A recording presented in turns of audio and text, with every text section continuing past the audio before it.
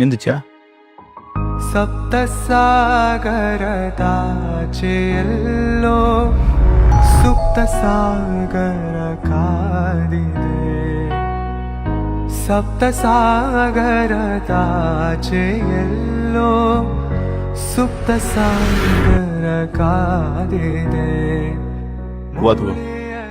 ಇವತ್ತು ಗುರುವಾರ ರಾಯರ ಮಠಕ್ಕೆ ಹೋಗೋರ್ನು ಮರ ಇಂದು ಎಲ್ಲಿಯೂ ಹಾಯಿತೆ ಯಾವ ಮೋಹನ ಮುರಳಿ ಕರೆಯಿತು ದೂರ ತೀರಕ್ಕೆ ನಿನ್ನನು ಯಾವ ಥ್ಯಾಂಕ್ಸ್ ಬಂದಿದ್ದಕ್ಕೆ.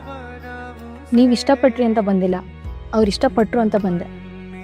ನಿಜ, ಅವ್ರು ಇಷ್ಟಪಟ್ರು ಅಂತನ ಎಲ್ಲರ ಬದುಕಿನಾಗೂ ಎಲ್ಲರೂ ಬಂದಿದ್ದು. ಮನುಷ್ಯ ತಾನು ಮಾಡಿದ ತಪ್ಪನ ದೇವ್ರ ಮೇಲೆ ಹಾಕಿ ತಪ್ಪಿಸ್ಕೋತಾನ.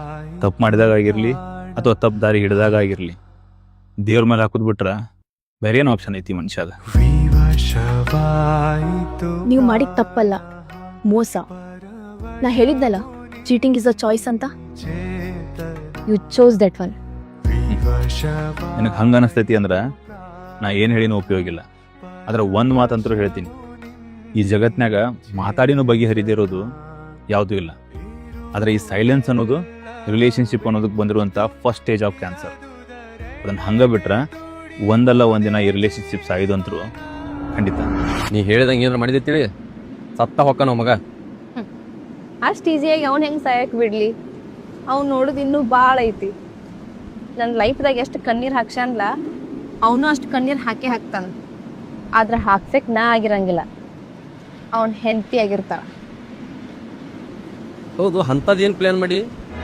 ಯಾವ ಮೋಹನ ಮುರಳಿ ಕರೆ ಕಾಯ್ತೀನಿ, ನಿನಗೆ ಅರ್ಥ ಆಗೋರ್ಗೂ ಕಾಯ್ತೀನಿ. ಎಲ್ಲ ಪ್ರಶ್ನೆಗಳಿಗೂ ಈ ಮನುಷ್ಯ ಕೊಡುವಂಥ ಉತ್ತರ ಅಪ್ರಾಪ್ರಿಯೇಟ್ ಆಗಿರಂಗಿಲ್ಲ. ಕೆಲವೊಂದಿಷ್ಟಕ್ಕೆ ಸಮಯ ಉತ್ತರ ಕೊಡ್ತೈತಿ.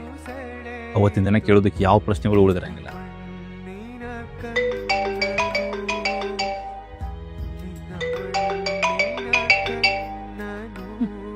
ನನಗೀಗ ಉತ್ತರ ಸಿಕ್ತು ಬಿಡ್ರಿ. ಮಣ್ಣಿನ ಕಣ್ಣನು